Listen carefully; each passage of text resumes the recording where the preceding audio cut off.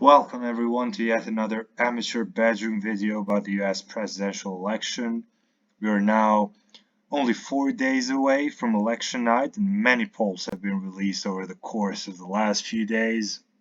Most of them swing state polls, but then a number of them popular vote polls as well. And as we can see today, as of today, according to Real Clear Politics, Donald Trump is leading nationally by 0.3%. I mean, he's got some really nice polls in the form of TIPP and Atlas Intel, which we're not used to seeing that because he usually underperforms and doesn't do as well in the national poll. Well, he overperforms the polls, but then at the end, with the result, he always, even when he won against Clinton, he was around 2.5 points behind, and he was 4.5 points behind Biden at the end, even though the polls suggested a bigger win for both Biden and Hillary Clinton. As we can see, we've got Clinton this day in history. At this point, the election, the 2016 election, Clinton was doing better than Trump, and Biden was doing almost 8 points. He was leading Trump by 8 points. Today, it's a completely different story. Trump is leading according to RCP, and he's also leading in many of the swing states. Now, can he win the popular vote? That's the big question. That's the unthinkable. Nobody thought Trump would win a few months ago. No chance. I mean, we've heard Democrats saying there's no chance Republicans win the popular vote, not with California and New York being as blue as they are. Well, let's see what the polls say. Here, I have come up with a formula of some sorts. So I have compared the actual Biden result or results in 2020 with Harris's results according to the RCP average today. As we can see in these 6 selected states, we've got four of the most populous states, and then also Virginia and Minnesota. Biden is doing, if you can see here, Biden overperforms Harris in every single state, especially those 4 most populous states, California, Florida, New York, and Texas. Harris is underperforming Biden, and as we can see, for example, according to the polls, as always, the polls could always be wrong, but according to the RCP average, she's underperforming by almost 5 points compared to Biden's result in 2020. Here, what does that mean in terms of the popular vote? Means almost, well, not almost, 500,000 votes fewer than Biden.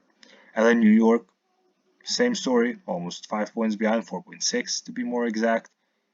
That means 240,000 votes. Now, this is if the turnout is the same. So this suggests, this formula, and with the difference of the votes, it suggests or it works as if the turnout is the same or was the same. We don't know that. The turnout could be bigger or higher, lower, but it's very unpredictable at this moment in time. But let's say, for the sake of the argument, that the turnout is the same as in 2020, as it was in 2020, then she loses 500,000 votes in California, 240K in New York, Florida, 200,000 votes, Virginia, 100,000 votes, Texas, 100,000 votes, and Minnesota, 50,000 votes. So in these 6 states, she loses 1.2 million votes, only in these 6. And the reason why I haven't included other states, the likes of Illinois, for example, or New Jersey, is that we just haven't had a lot of polls coming out of those states, and there's no point in trying to predict what Harris's or what Harris's, let's say, numbers are going to be in those states when we haven't had a lot of polls. So 1.2 million votes fewer than Biden in only 6 states. Now, again, it's only polls, could be wrong, could be wide of the mark. Who knows? It's only based on polls, and we'll have to wait for election night to see if the polls were right and what they mean. But if these numbers are replicated in the actual result, then they will take a toll. They will take a toll on the national vote, the popular vote. They will, because she's doing much worse than Biden did in 2020. She's not going to lose any of those 4 states that Biden won: California, New York, Virginia, and Minnesota. I don't think she's going to lose any of them. But she's doing much worse than Biden did in 2020. Now let's go to the map. Here we've got those 6 states. I've isolated all of them. So we've got Kamala performing worse in those 4 states. She's also performing worse in the red states, Texas and Florida. Especially in Florida, I think. Texas might be much closer than Florida.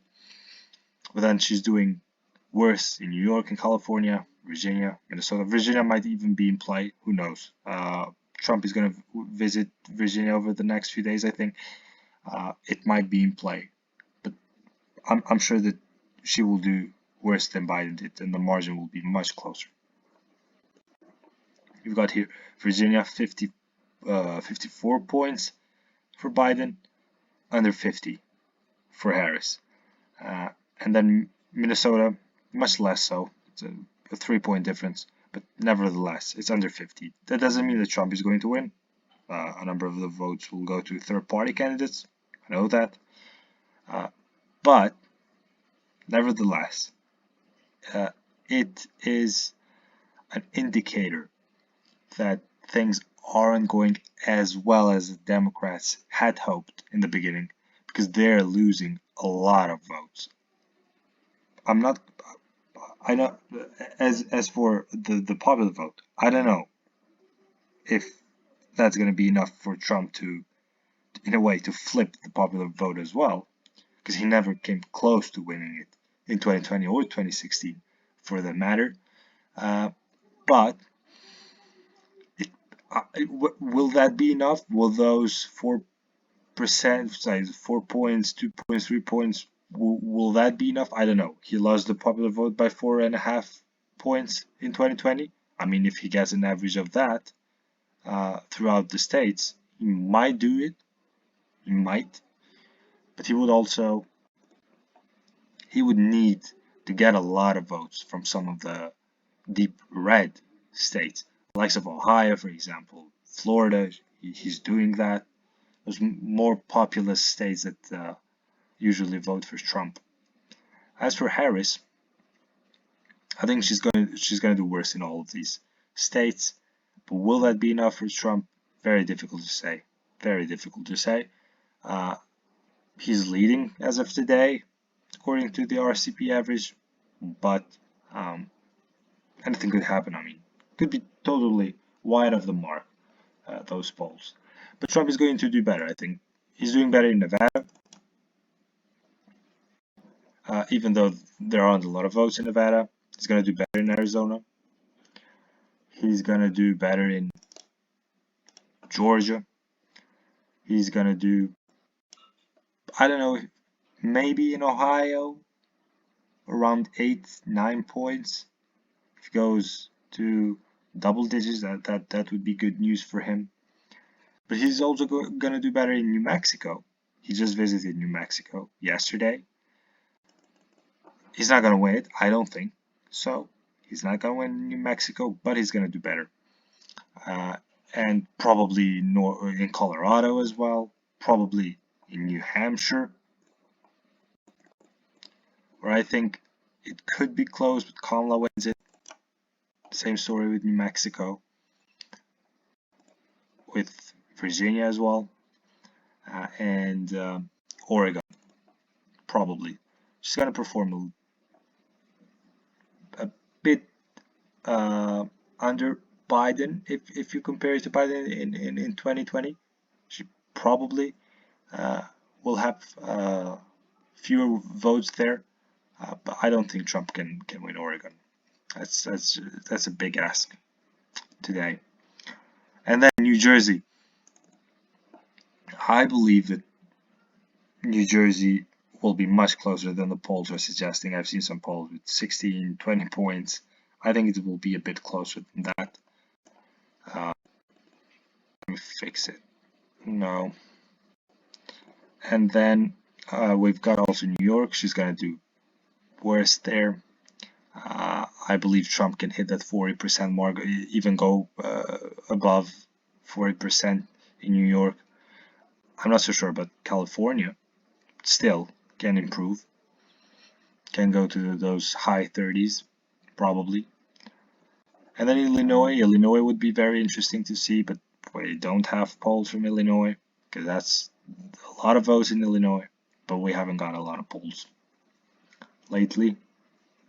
So this is it, an overview of the popular vote analysis according to me, well, mostly according to the polls. The big question, can Trump do it? He lost the popular vote by 7 million votes against Biden. If these numbers are anything to go by in these 6 states, he's already gained because she's losing a lot of votes. I'm not saying she's bleeding out. I'm not doing that. But she's losing a lot of votes. Can Trump gain? We'll have to see. It remains to be seen. But it's going to be close. I have no doubts that he's going to be very close when it comes to the popular vote. As for the swing states, I think it's going to be really close. That's why I didn't think that the swing states would be a good barometer of my analysis on the popular vote, because it's going to be close, most probably, even though I think Trump in some of those swing states, that's why I've painted them with that light red. Georgia, Arizona, I think he's going to win those two and do better than he did last time, and Nevada as well. But as for Pennsylvania, Michigan, Wisconsin, I think he's going to win all of the swing states, so that means that he does a little better than in 2020, and Kamala does a bit worse than Biden. But I don't think the swing states can have a massive impact on the national vote, the popular vote.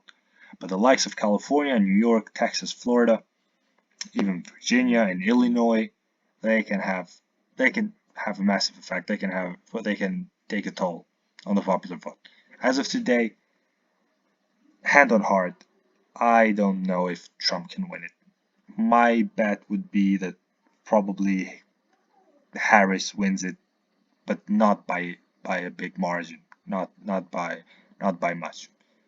I think as of today, Trump wins the swing states and the presidency, but the popular vote, I'm not so sure about the popular vote. I know that Trump likes to say it's gonna be a blowout, it's gonna be too big to rig. I don't know about that. And the swing states are close, so who knows? Could have a Kamala Harris presidency.